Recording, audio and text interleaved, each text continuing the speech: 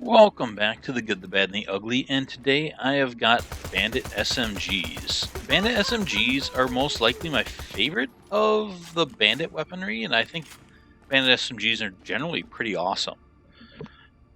They, unlike a lot of Bandit guns, which seem to be lacking a lot of stats, the Bandit SMGs kind of hit the stats right. I guess go to a Bandit barrel here. Their damage isn't bad. The accuracy is a bit on the low side, but as long as you use them medium to close range and ADS, it's not really an issue. And a lot of characters can negate that. The fire rate's solid enough. And the mag size on these actually really helps. Whereas some of them, the pistols and all that, just seems like overkill on these because of their being more fast fire rate guns. Works pretty well. The reload speed isn't a big deal because your mag sizes are so ridiculous.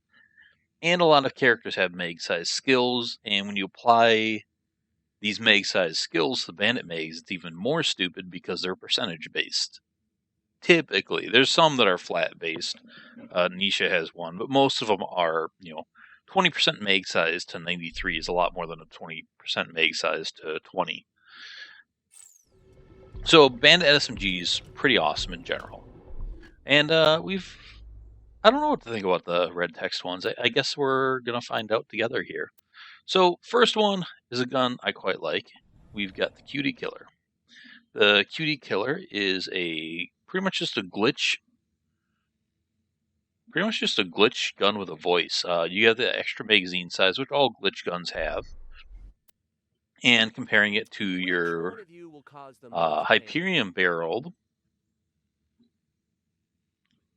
counterpart here, you have basically just a bigger magazine size. Everything else is the same. Now, the Cu+ie Killer always spawns with the same glitch, and that voice is awesome in my opinion. Some people get annoyed by it. I think it's fucking cool. I like the Hyperion barrel on it because it it makes it a little more accurate, which they need. It always comes in fire. And this is the amp glitch, which is, a pretty good glitch. Let's see. And with the big mag size, it works pretty well, so you can hold that glitch for a long time. Come on, glitch.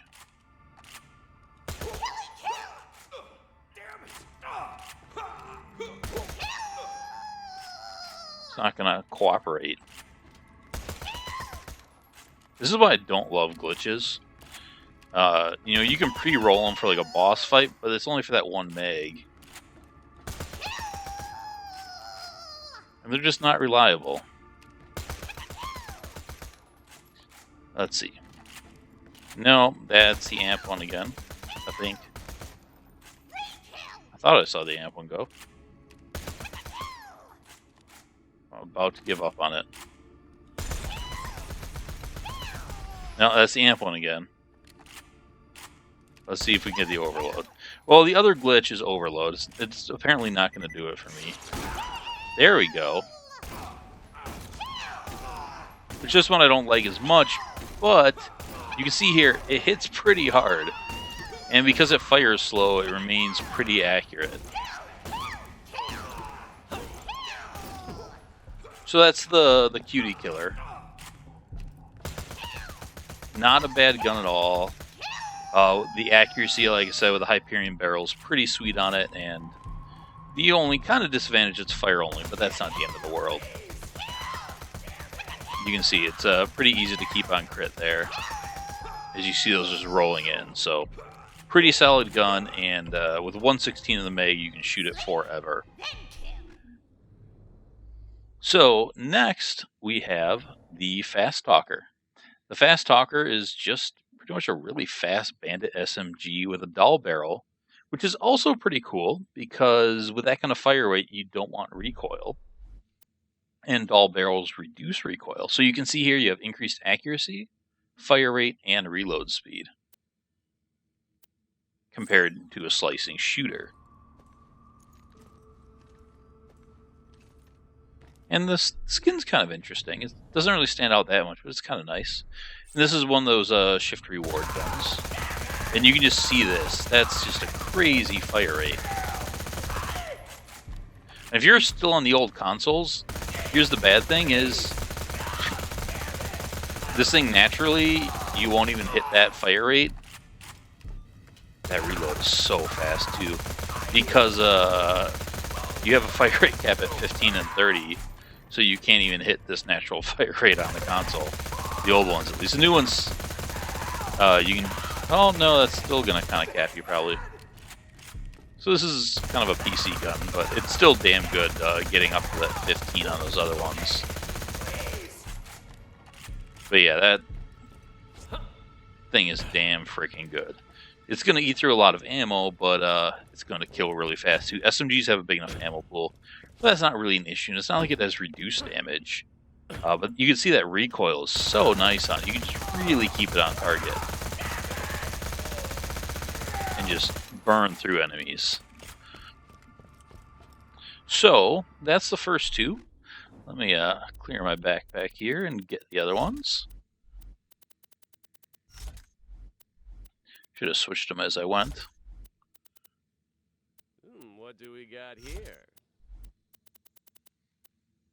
Alright, where is... I think that's the other one I wanted.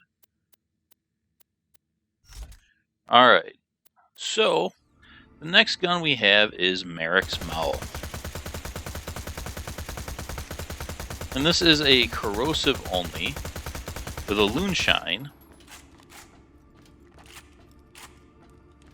Now comparing it to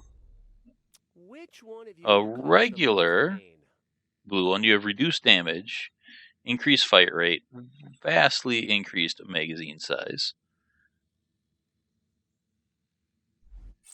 And let's there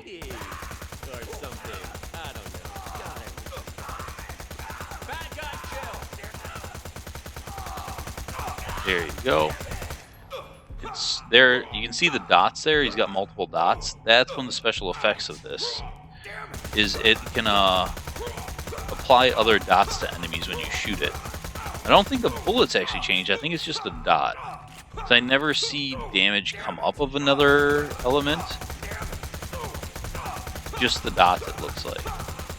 That 3194 you pop up, you see those all green. It's just the dot that occasionally changes.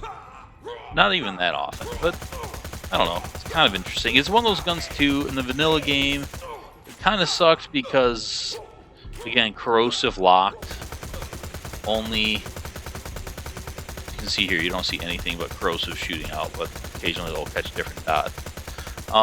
You know, like I covered with some of these other guns, corrosive only, there wasn't a lot of corrosive enemies, and this wasn't really a boss killer gun. So, I don't know. The reduced damage kind of hurts it. I don't see a point to that. And it's reduced significantly. You know, losing 2,000 off 7,000 is even more than that, 2,400. That's a pretty big loss. The fire rate's nice in the magazine size, but it's a red text gun. I don't think leaving the damage alone would have made this a game breaker. I think it would have just made it a gun that people would actually use. But I'll bring it out in testing, field testing, and see how it actually holds up. And then last we have the Meat Grinder, which is kind of a return gun. The Meat Grinder here, you have less damage per pellet, but you get 3 pellets. You get a lot less accuracy, but part of that is with 3 pellets. The accuracy could be a little bit better. That 26.5 is pretty bad. And you consume 2 ammo per shot. So this gun,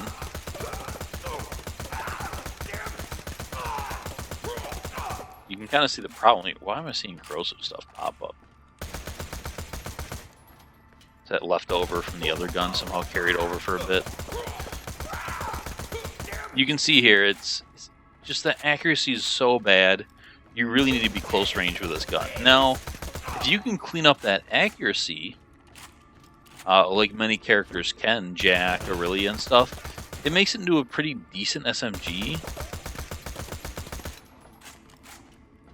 But the heavy ammo cost really negates the big magazine. I mean, it's still in the 40s.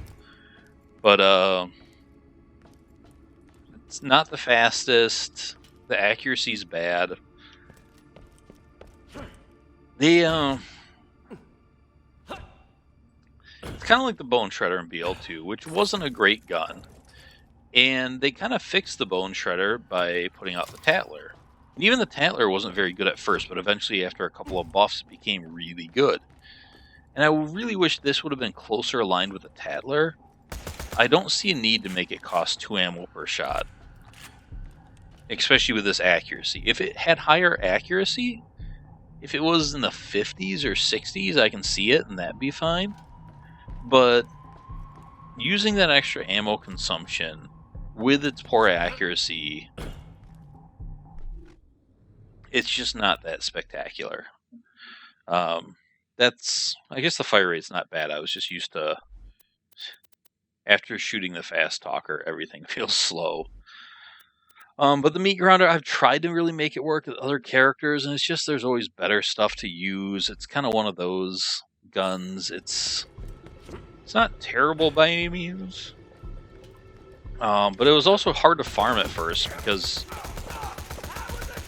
you couldn't respawn the boss, and so it was actually a hard gun to get, and it just wasn't a great gun, and it just kind of made it be ignored. So, like I said, if they would fix, either get rid of the ammo consumption or keep the ammo consumption and make the accuracy better, and then I think we have a pretty winning gun. It doesn't need to be as good as the Tattler, but the Tattler also wasn't game-breaking or anything. But you can see this, I'm barely hitting this guy. Look where those bullets are popping on the outside of this range. It's just, needs that accuracy tightened up a bit.